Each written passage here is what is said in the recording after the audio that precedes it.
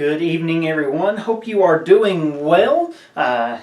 We are diving off into the interpretation of Daniel's dream, Nebuchadnezzar's dream as understood and kind of relayed by Daniel. And so this evening we're going to jump right off into everything because we've got a lot of material to cover, and I don't want to take up too much of your time, but of course I want to do my best to do the text justice as to how everything is going to unfold and what exactly the interpretation begins to symbolize and mean. And so this evening, as we jump off, there on your screen you'll see our, I would say, customary understanding of what exactly the statue represents that Nebuchadnezzar has had within his dream. The head of gold represents the Babylonian Empire.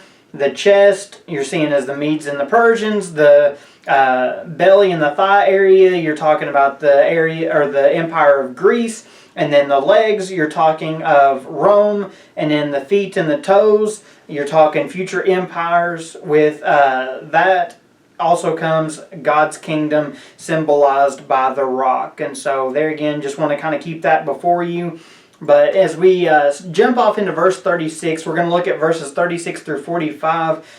Verse 36 says, "This was the dream. Now we will tell you, the king, its interpretation. Your Majesty, you are King of kings. The God of heaven has given you sovereignty, power, strength, and glory. Wherever people live, or wild animals, or birds of the air, He has handed them over to you and made you ruler over them all. You are the head of gold."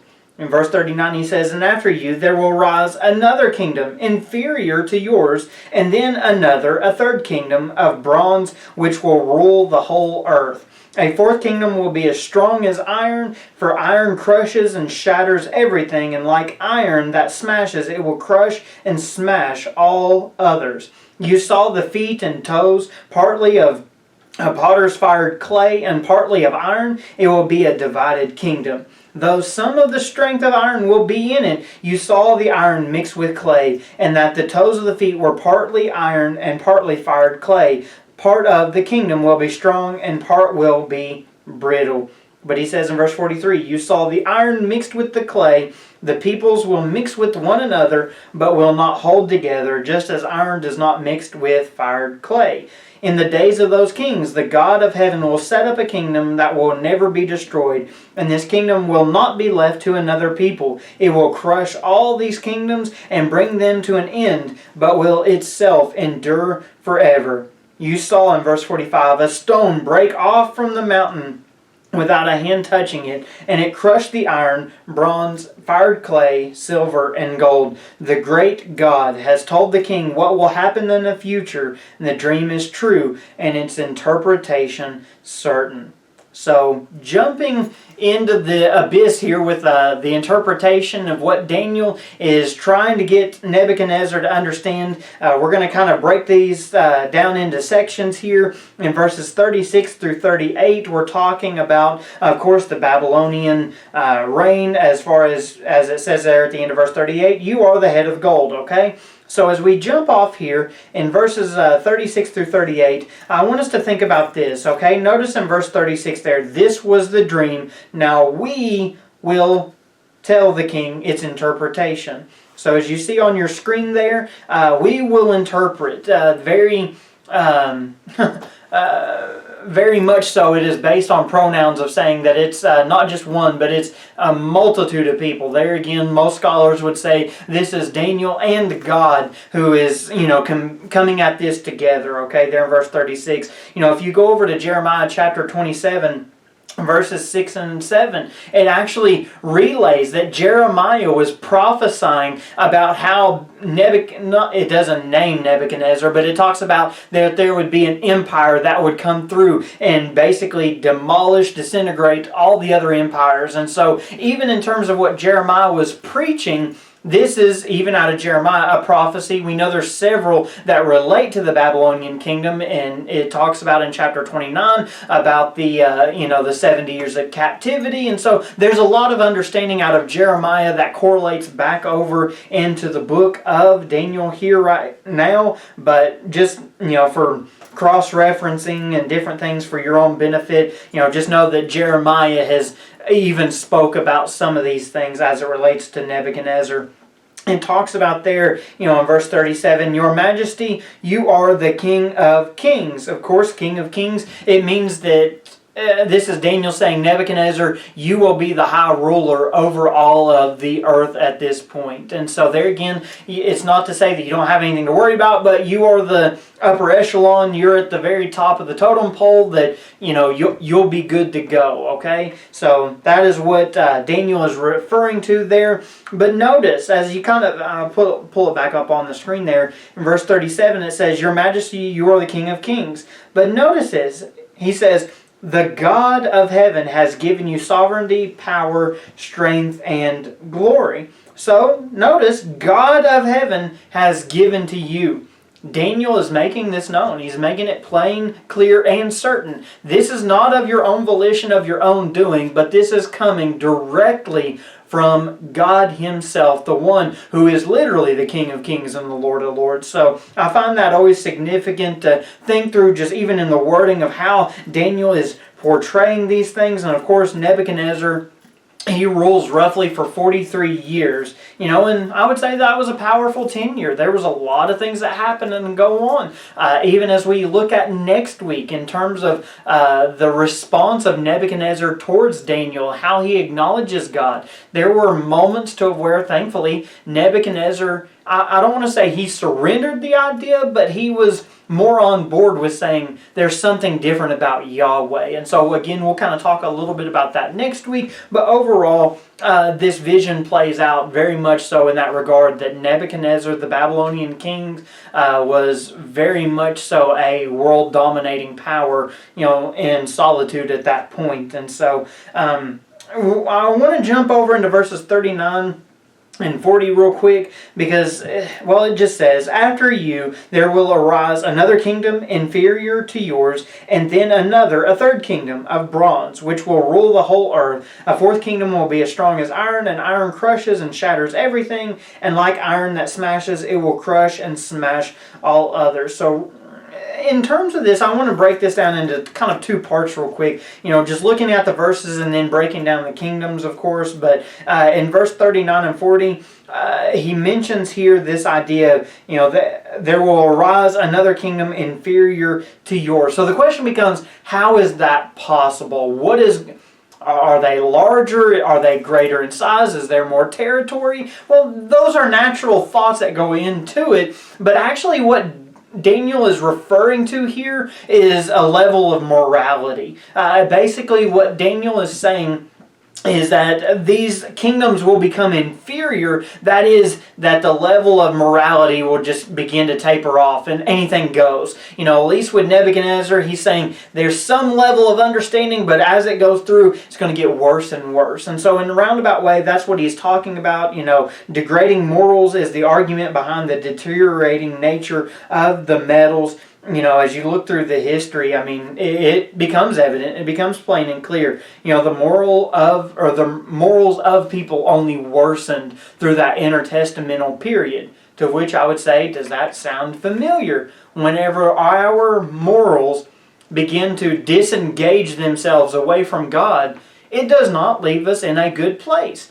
Hence, I would say we've done it to ourselves. The last 5 or 6 years of living in our country has been the sheer and pure result of what it looks like to let morals go. You see chaos. You see visions and ideologies of things that are just makes you wonder, how in the world do we survive? But yet I do believe we can, not in the same instance as what I'm saying here, but in kind of a reciprocal way of saying history repeats itself at times.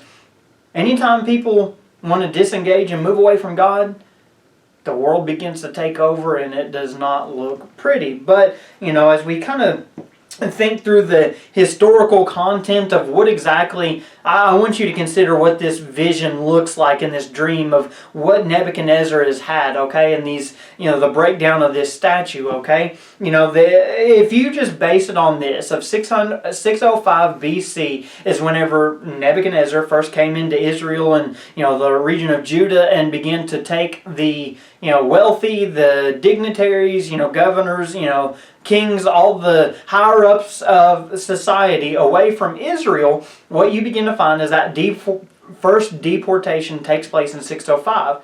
Well, consider this on the opposite side of after the end of the Roman kingdom and the Roman Empire. They ended up falling in 476 BC. That's, roughly 1,000 years to which this vision is kind of detailing or surrounding. And there again, I would say, and that's just to the legs of iron. If you go down into the feet and the rock, you begin to see another extension of that we'll talk about now, but as well into chapter 7 and 8. But still, you're looking, there is a vast time gap of history that is occurring within the moments that we are reading. And I think it behooves us to just be aware of how all these things are coming through. But of course, just kind of summing up a little bit of this, I would say the climax of moral decline really was centrally focused whenever it came to the death, the burial, and the resurrection of Christ. There were a lot of other things, of course, that we'll dive off into later on as we continue in the study. But overall, you're seeing Christ came at a pivotal point, at a moment to where the world desperately needed God's intervention. And so, to me, that's the point of the Old Testament. It points us towards Christ. It points us towards the gospel, what God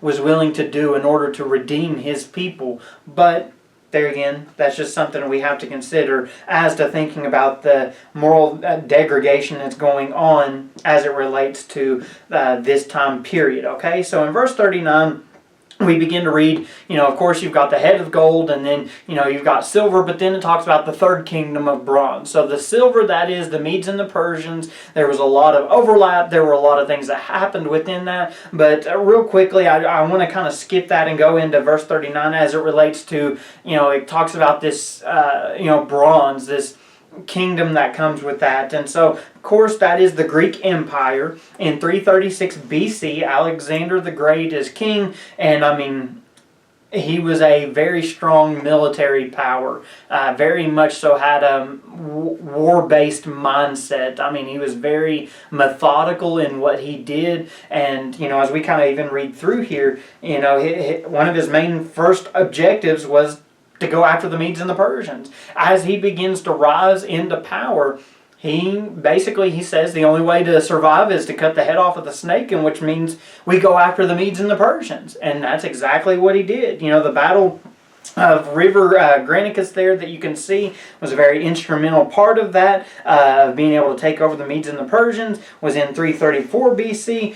40,000 men of theirs were going against an even larger Persian army, but yet Alexander the Great wins. There again, the way he positioned himself and the posture that he took was very much so, I would say there was a lot of genius behind it, kind of looking from the outside in. I don't agree with a lot of things, but yet it makes sense. If I were in that mindset, and if I wanted to control, if I wanted to do, I'd probably go about it in the same type of way. But from there, the next aspect of it, the Battle of Issus, basically in this, he engages with Darius III directly and wins the battle. And after that, you kind of really begin to see the Persian Empire fall within the course of about 3 years here. 2.5 roughly. But, in essence, from there you start to go through the Greek Empire, to which lasts about 185 years before they are inevitably overthrown by the Roman Empire itself. Whenever we get into chapter 7 and we start talking about some of the horrific events, even as it relates to the 70 weeks of Daniel, I'm not jumping off into that just yet, but there are significant moments that we find within a breakdown of the 70 weeks that actually discusses a lot of things as it relates to the Greek Empire. You have a man by the name of Antiochus IV who basically was like, I don't want to say the first one, but in a roundabout way kind of was. He was kind of precursor to Hitler. He was the first one in a roundabout way that literally tried to wipe the Jewish people off of the map. I mean, the things that he did, the infliction, persecution, all the things that happened as a result of his reign it's horrid. It's horrid. I mean, it's awful. But, you start to see in the grand scheme of things,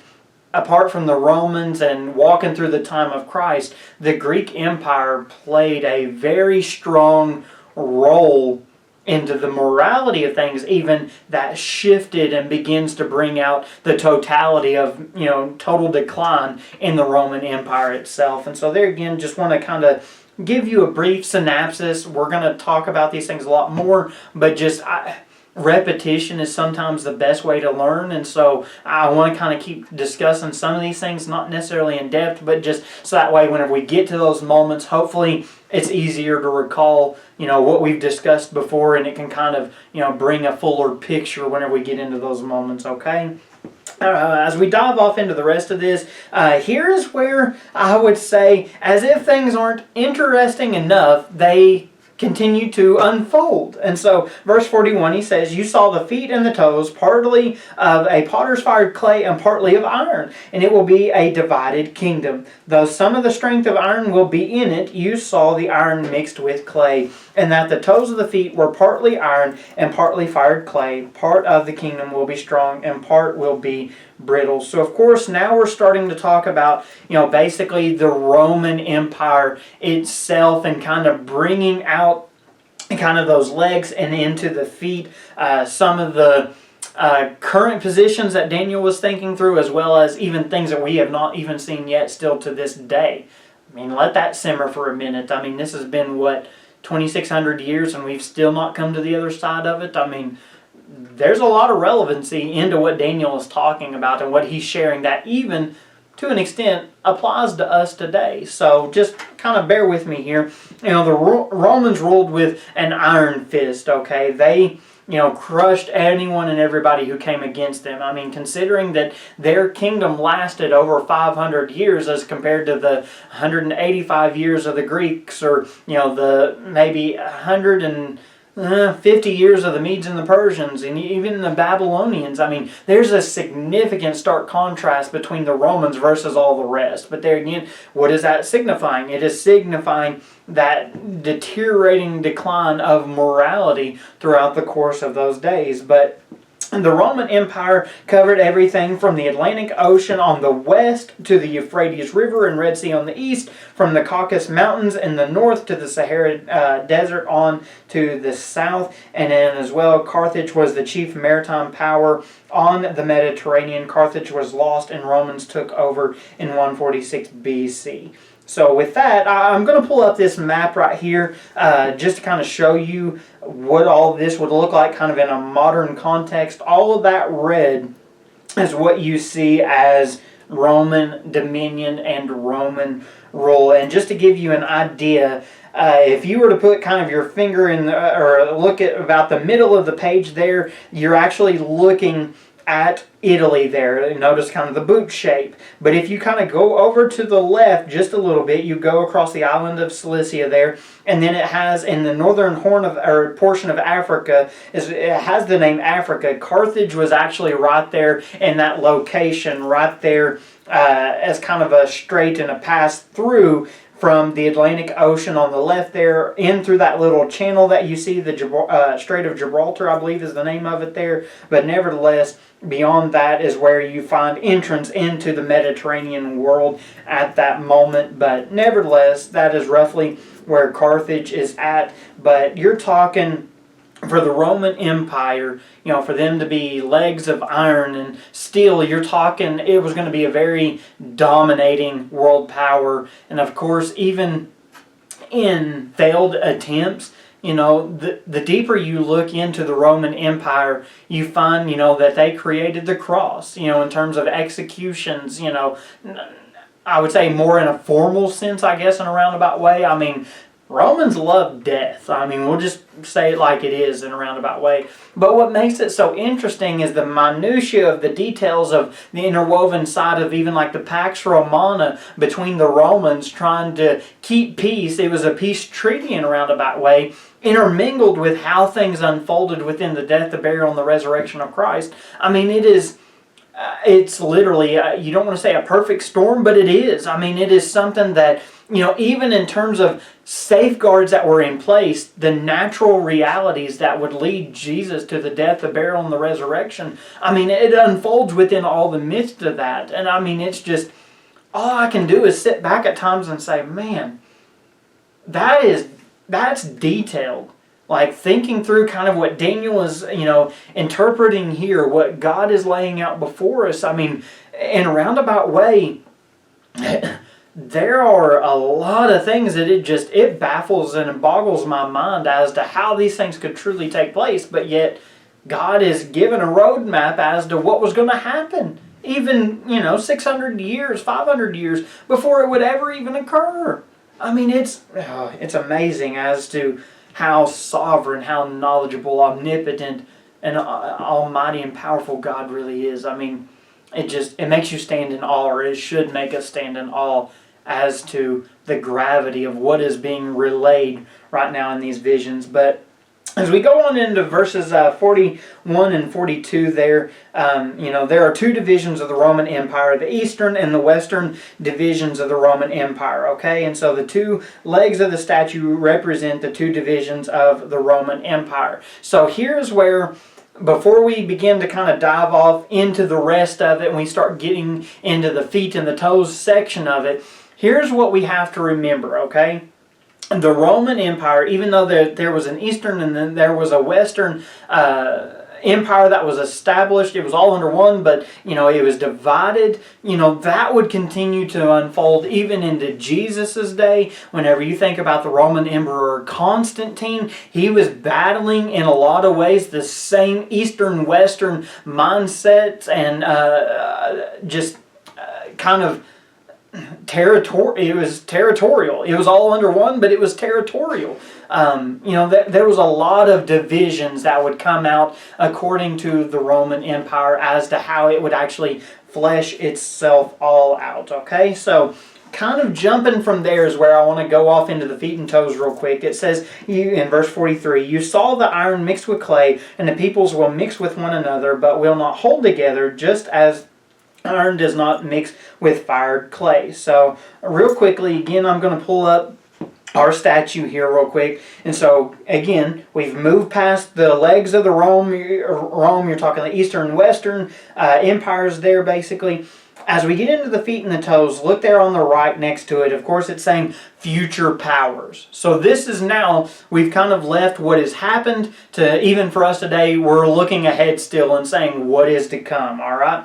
So there are different interpretations found on how to interpret the feet and toes. Naturally, anytime you discuss future prophecy of things we cannot kind of hang our hat on or say, okay, this is more than likely what has happened, you're going to get a million different reasons with 2 million different responses as to why things are going to go the way they do or this or that. I mean, it can drive a person insane, okay?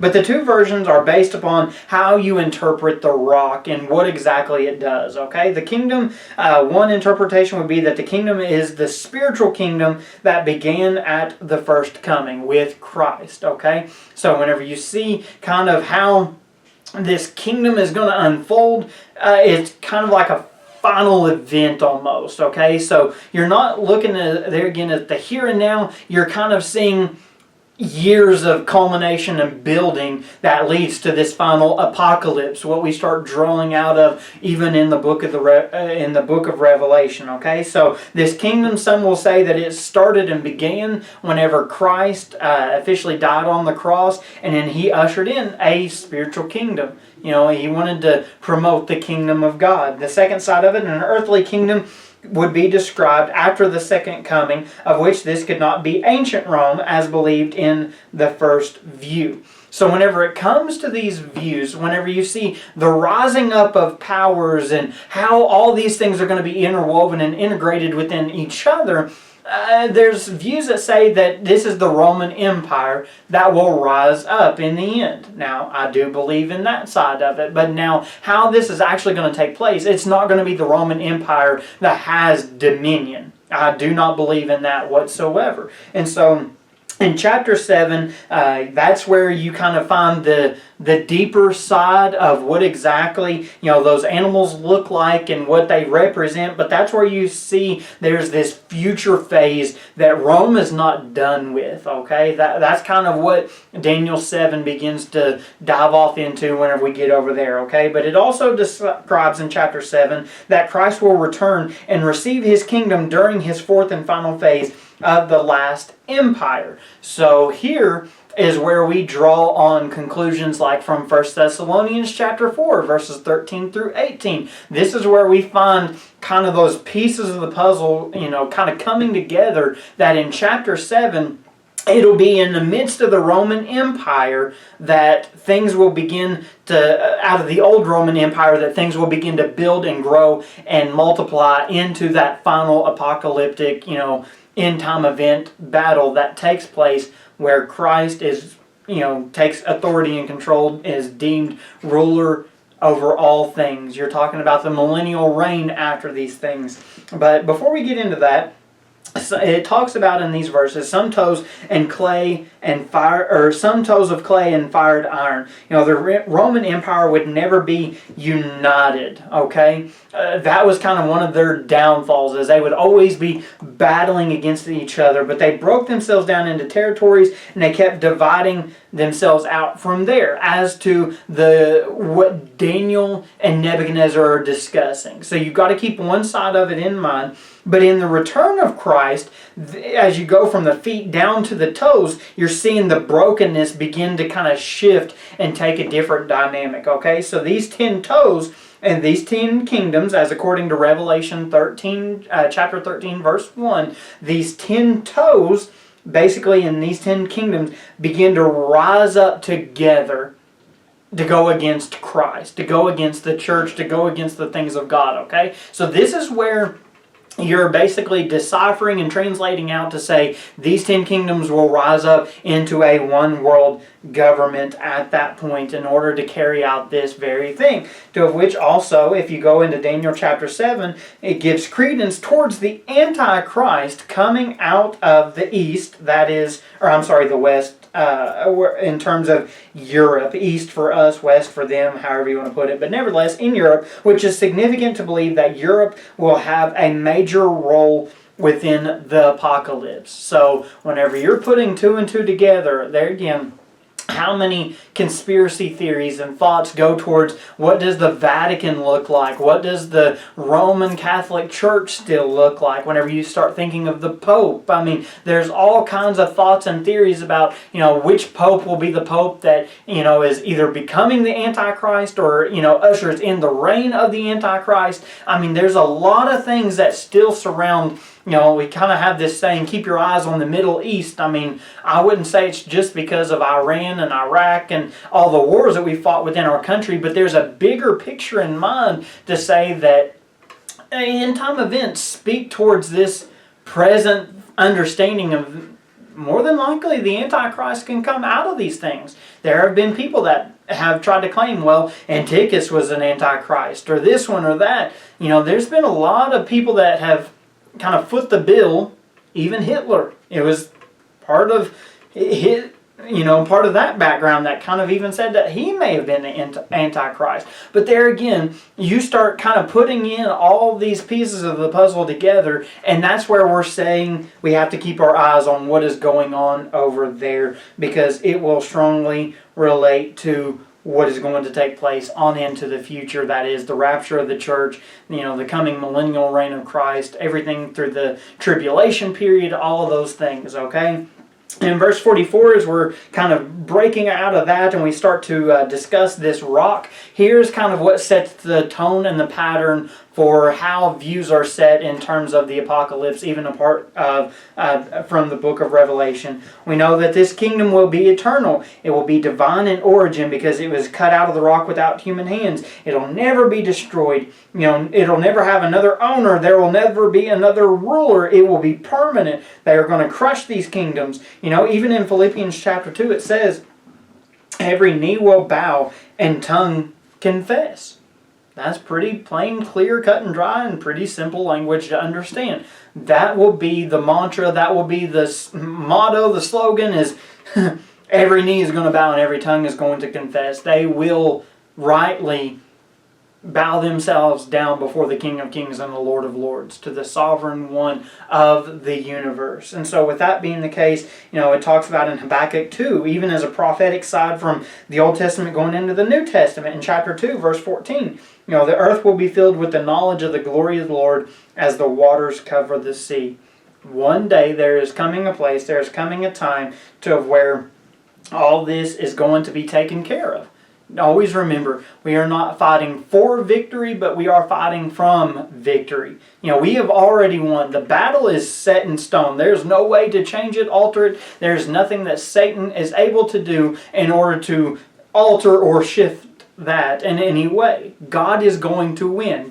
These things are going to play out. There again, over 1,000 years of history is already played out according to this vision. But yet we're still waiting on that final feet and toes side of it and for this rock to crush and leave everything into powder, so to speak. There's still a lot to come. But let that be, kind of the proof is in the pudding.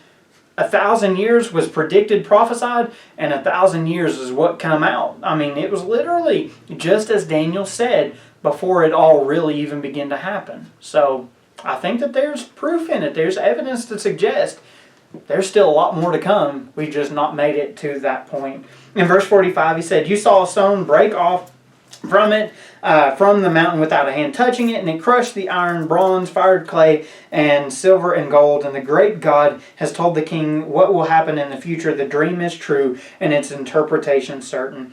There again in verse 45, without a hand of divine origin, it crushes all the other kingdoms, obliterates evil, war, suffering, depression, anxiety, anything and everything on that side of it. But it says there, and I love it in verse 45, the great God. It is sovereign God. It is the one who holds all things in his hands, and to which I just say, amen. That is a great and a wonderful thing to conclude on for Daniel. But put yourself into Nebuchadnezzar's shoes. That's a lot to process. That's a lot to think of. Here it is from our context. We can look back and we can see how these things played out. Imagine not knowing what was going to happen fully, and yet you're right smack dab in the middle of this vision, this prophecy that's taking place. That's something to keep you awake at night. That's, no wonder it talks about the beginning of chapter 2. His sleep departed him. No kidding. Me too. That's a lot to process. But here's the point of application I want us to kind of close out on. God is good no matter what. And no matter how bad things get, know this. You are fighting from victory, not for victory. You have already won. That is the beauty of being a believer in Christ, is that you are already victorious. Romans 8 tells us, according to Paul, you are more than conquerors. You've already won the victory. You've already won the battles and the war. It's just we've got to keep fighting to get to the other side. Because once we do, it's going to be smooth sailing from there. It will all be good.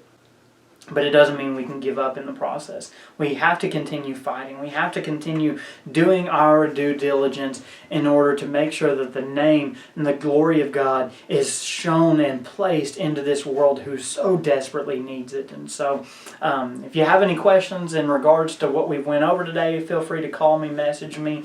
I know it's a lot to process, but there again, more of it will come out over the course of time as we get to it. It's just kind of, we're still assembling the puzzle in a roundabout way. But nevertheless, I hope you all have a great and wonderful evening. And I guess from there, we'll see y'all next time. See you guys.